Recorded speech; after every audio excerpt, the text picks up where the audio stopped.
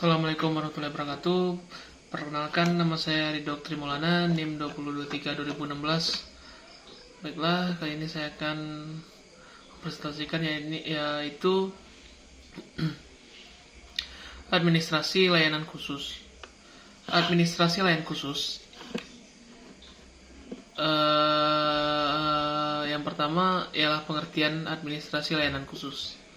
Administrasi layanan khusus adalah memberi layanan secara khusus atau suatu usaha yang tidak secara langsung berkenaan dengan proses belajar mengajar di kelas, tetapi secara khusus diberikan oleh sekolah kepada siswanya agar mereka lebih optimal dalam melaksanakan proses belajar. Yang selanjutnya, jenis-jenis layanan khusus dan pengelolaannya. Pelayanan khusus yang diberikan sekolah kepada peserta didik antar sekolah, satu sekolah dengan sekolah lainnya pada umumnya sama, tapi proses pengelolaan dan pemanfaatannya yang berbeda. Beberapa bentuk layanan khusus yang ada di sekolah antara lain yaitu pustaka.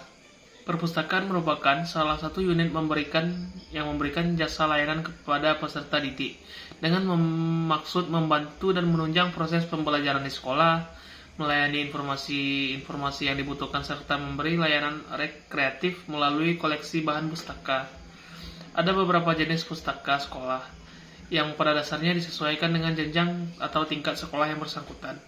Jenis perpustakaan sekolah tersebut adalah perpustakaan taman kanak-kanak, perpustakaan sekolah dasar, perpustakaan sekolah lanjutan tingkat pertama, dan perpustakaan sekolah lanjutan tingkat atas. Semua jenis perpustakaan di sekolah yang disebutkan dikelola berdasarkan tujuan khusus masing-masing dan jenis jenjang sekolah.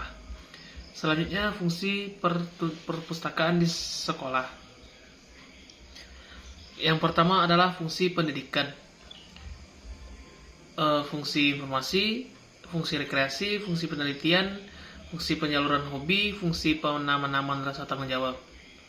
Yang selanjutnya, peran guru administrasi perpustakaan sekolah. Peran guru dalam administrasi perpustakaan sekolah. Ada beberapa peran yang terlibat dalam administrasi perpustakaan sekolah.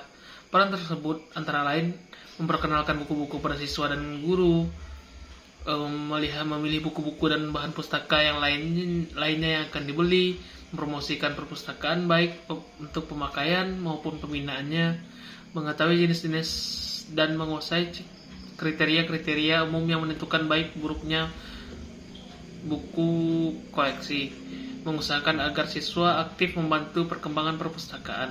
Yang selanjutnya, laboratorium secara sederhana dapat diuraikan sebagai suatu tempat di mana dosen, mahasiswa, guru, siswa, dan orang lain melaksanakan kegiatan kerja ilmiah seperti praktikum, observasi, penelitian, demokrasi, dan pembuatan model-model dalam rangka kegiatan belajar mengajar. Selanjutnya, jenis-jenis laboratorium. Laboratorium dapat dibedakan atas beberapa jenis. Jenis laboratorium tersebut biasanya disesuaikan dengan bidang studi atau kelompok bidang studi tertentu. Jenis laboratorium tersebut antara lain menurut bidang studinya, misalnya labor fisika, kimia, dan sebagainya. Yang selanjutnya menurut kelompok bidang studi, misalnya laboratorium IPS atau IPA. Selanjutnya untuk bidang ilmu teknik, labor dapat diartikan sebagai workshop atau bengkel kerja. Yang selanjutnya ialah UKS atau usaha kesehatan sekolah. Usaha kesehatan sekolah merupakan salah satu wahana dan untuk meningkatkan kemampuan hidup sehat yang pada gilirannya menghasilkan derajat kesehatan peserta didik yang optimal. Usaha kesehatan sekolah tersebut bukan saja menjadi tanggung jawab pemerintah, akan tetapi tanggung jawab peserta didik dan masyarakat di mana sekolah itu berada. Tujuan kesehatan sekolah. Tujuan khusus usaha kesehatan sekolah agar siswa memiliki pengetahuan, sikap, dan keterampilan melaksanakan prinsip hidup sehat serta berpartisipasi aktif dalam meningkatkan usaha peningkatan kesehatan di sekolah, di rumah tangga maupun di lingkungan masyarakat. Selanjutnya, sehat dalam arti fisik, mental maupun sosial. Memiliki daya hayat dan daya tangkal terhadap pengaruh buruk. Daya tangkal terhadap pengaruh buruk, penyalahgunaan narkotika, obat dan bahan berbahaya, alkohol, rokok, dan sebagainya. Kafetaria sekolah. Pertimbangan awal pendirian kafetaria, warung, atau kantin sekolah adalah bukan karena unsur bisnis semata, tanpa memperhitungkan aspek lain yang lebih penting. Keberadaan kafe dapat di kafe sekolah, warung, kantin sekolah dapat diharapkan mampu menyokong kelancaran proses belajar mengajar dari sisi keperluan akan makanan bagi siswa. Kantin sekolah secara tidak langsung mempunyai kaitan dengan proses belajar mengajar di sekolah. Ada kalanya proses belajar mengajar tidak dapat berjalan sebagaimana mestinya karena siswa lapar dan haus.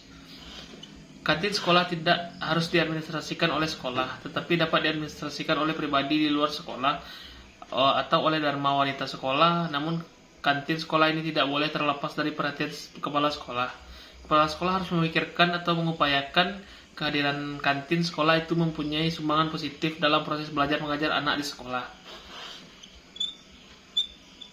Selanjutnya, sarana ibadah. Di setiap sekolah, layanan rumah peribadatan sangat diperlukan. Layanan rumah peribadatan merupakan sebuah layanan yang diberikan sekolah dengan maksud agar layanan tersebut bisa digunakan untuk beribadah maupun melaksanakan kegiatan agama lainnya, serta bisa membentuk kerohanian bagi peserta didik, khususnya pada pihak sekolah lain pada umumnya, agar bisa menjadi manusia yang baik dan beriman. Selanjutnya, asrama. Bagi peserta didik, khususnya jenjang pendidikan menengah dan pendidikan tinggi, terutama bagi mereka yang jauh dari orang tuanya, diperlukan asrama. Selain manfaat untuk peserta didik, asrama mempunyai manfaat bagi pendidik dan petugas asrama tersebut. Selanjutnya, koperasi. Koperasi berasal dari kata co dan operations, yang mengandung arti kerjasama untuk mencapai tujuan. Oleh sebab itu, definisi koperasi dapat diberikan sebagai berikut. Koperasi adalah suatu perkumpulan yang beranggotakan orang-orang atau badan yang memberikan masuk dan keluar sebagai anggota, dengan bekerja sama secara kekeluargaan, menjalankan usaha, dan untuk meningkatkan kesejahteraan jasmaniah para anggotanya. Selanjutnya, transportasi. Selain transportasi bagi peserta didik merupakan sarana penunjang untuk kelancaran proses belajar mengajar. Peserta didik dapat merasa aman dan dapat masuk atau pulang sekolah dengan waktu yang tepat. Transportasi yang diperlukan terutama bagi peserta didik di tingkat prasekolah dan sekolah dasar. Penyelenggara transportasi sebaiknya dilaksanakan oleh sekolah yang bersangkutan atau pihak swasta. Selanjutnya, peran guru dan dalam administrasi layanan khusus. Keterlibatan guru dalam administrasi perpustakaan, misalnya memperkenalkan buku kepada siswa. Yang kedua, mengetahui dan menguasai kriteria umum yang menentukan baik buruknya suatu koleksi buku-buku perpustakaan. Yang ketiga, mempromosikan perpustakaan baik pemakaian maupun untuk pembinaannya. Baik, hanya itulah yang dapat saya sampaikan. Terlebih terkurangnya saya mohon maaf. Saya tutup dengan Assalamualaikum warahmatullahi wabarakatuh.